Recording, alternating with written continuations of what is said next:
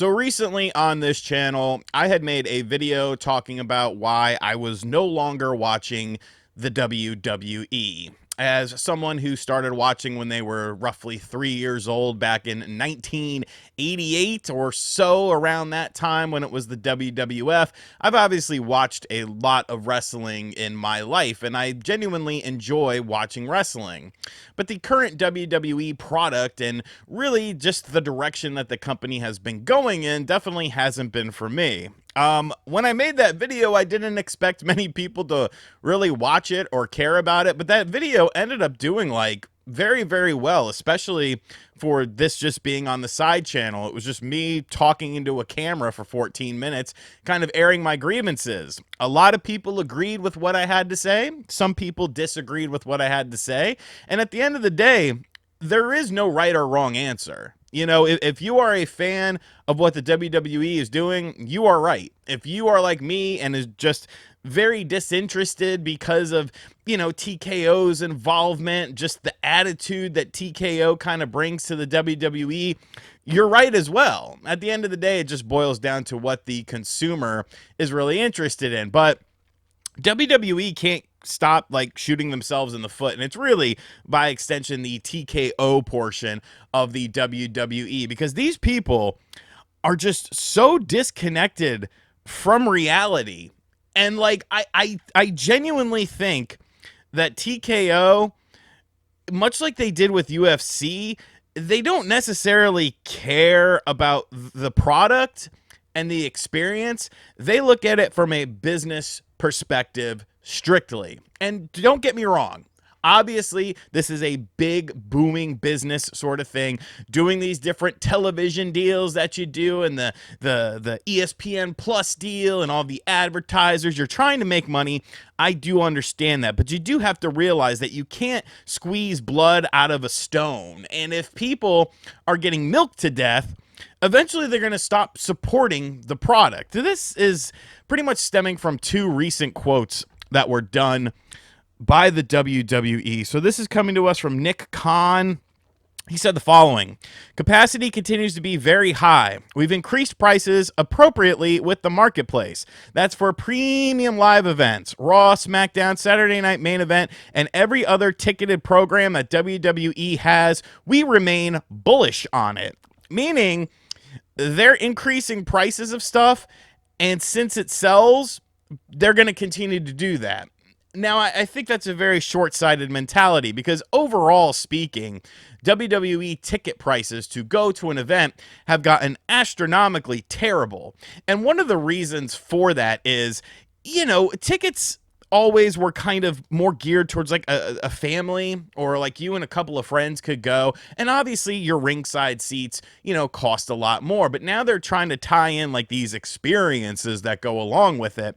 And when you start to do stuff like that, you start to add in a bunch of different stuff that people aren't really interested in. You know, if I want this front row ticket, I have to get it along with all of this other stuff. And it's like someone's yearly salary at times for some of the bigger events like WrestleMania and stuff like that. And are you getting a quality product? Because now it's a 2-night event, so we gotta spread things thin. I think the death of the house shows has really hurt this as well, because at the end of the day, house shows were always dirt cheap.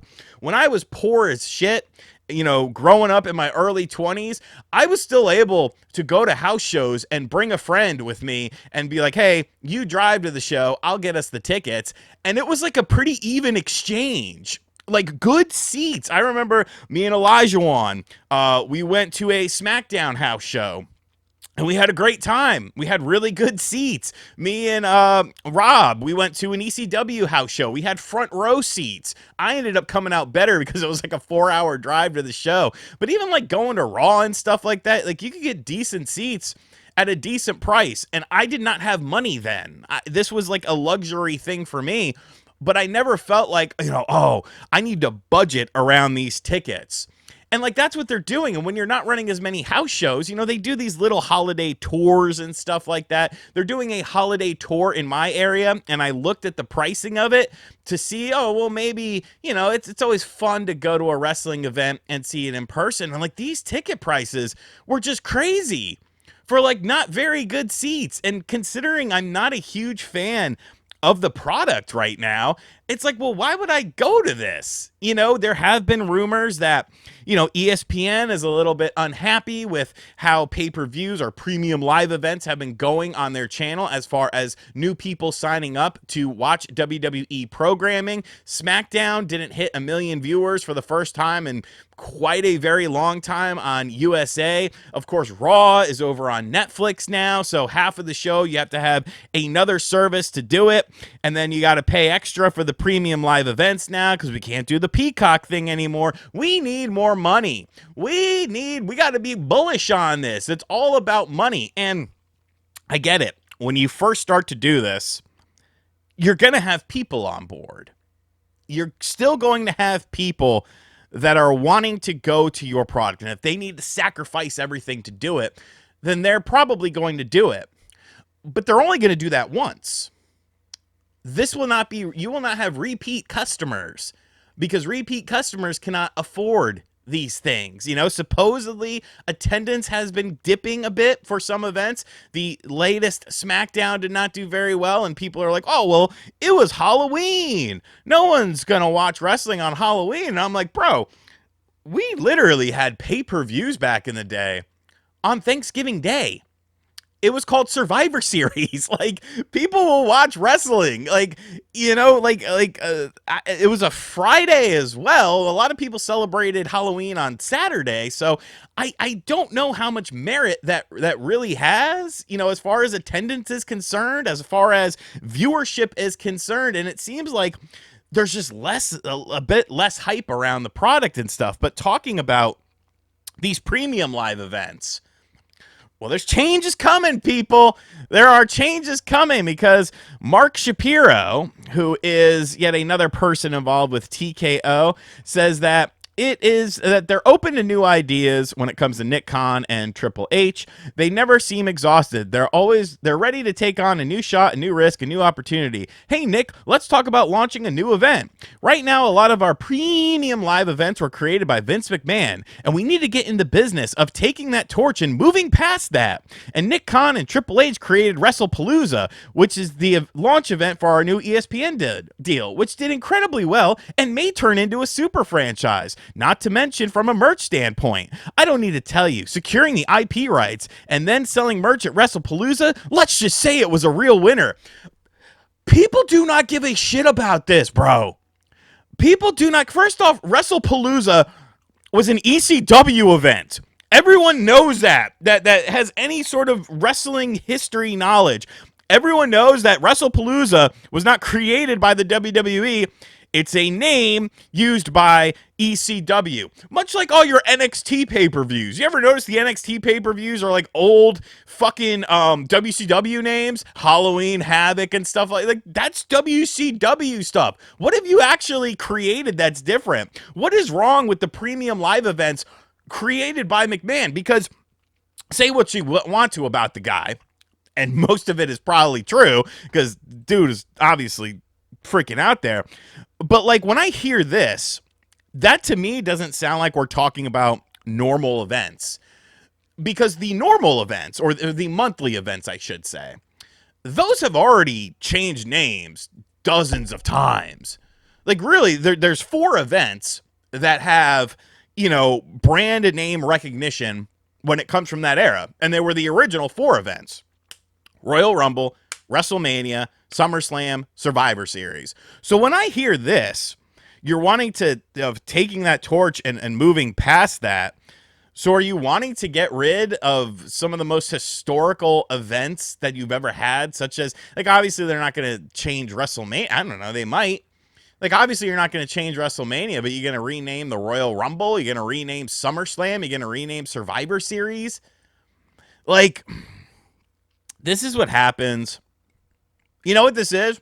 It's kind of like when the family business sells out to the large corporation. And I've actually seen that, which is weird, but I've seen that in the pharmacy aspect of it. Back when I was a certified pharmacy technician, I was working for Rite Aid, and Rite Aid, which of course is now out of business, by the way, had this hard-on for wanting to buy smaller independent pharmacies, getting all their files, getting all their records, and then bringing them into there to make Rite Aid even bigger, to get more customers, bigger, bigger, bigger. Everything needs to be bigger. We need to make more money. We need to have more customers. Of course, they would never give us really additional staff for that. But you know what ended up happening? A vast majority of the people that worked at the independent pharmacy that may have been offered a job at a Rite Aid turned it down. A vast majority of the customers who went to the independent pharmacy, which, mind you, was right across the street from the pharmacy, the Rite Aid that I worked at, they didn't come to us. They went to another independent pharmacy. Why? Because they prefer the independent experience. At an independent pharmacy, you're not quite as much of a number as you are at a Rite Aid or a corporate thing. And then what ended up happening? Rite Aid bought up all these fucking independents, and now they're out of business. So for what? Because you needed more. We need more. We need more. We need more. We need more. It's like, bro, at some point in time, I'm not saying get complacent, but I'm saying be happy. Maybe make your trajectories a little bit smaller, especially during this economy that we're in right now. Maybe you don't need to do more premium live events. Maybe you don't need to do more premium live events so you could sell merch. Like, that's so fucking disgusting, dude. Not to mention from a merch standpoint, I don't need to tell you, securing the IP rights and then selling merch at WrestlePalooza, let's just say it was a real winner. That's just, that makes me sick. That makes me sick. The match, who gives a fuck about the matches? Who cares about the matches? Who cares about the storylines? We got a Slim Jim ad. We got a T-Mobile ad. And we made some WrestlePalooza shirts. And they sold. Yay, we did it. It'll work in the short term. But in the long term, something is going to give. Something is going to break. And it'll be interesting to see, man. This company is just out of touch. They don't understand anything. They're looking at it strictly from a monetary standpoint. And I get that, but you have to have people to balance that. You have to have people that actually have passion for the business, for the product. And you know, I understand, you know, Triple H is supposedly that person.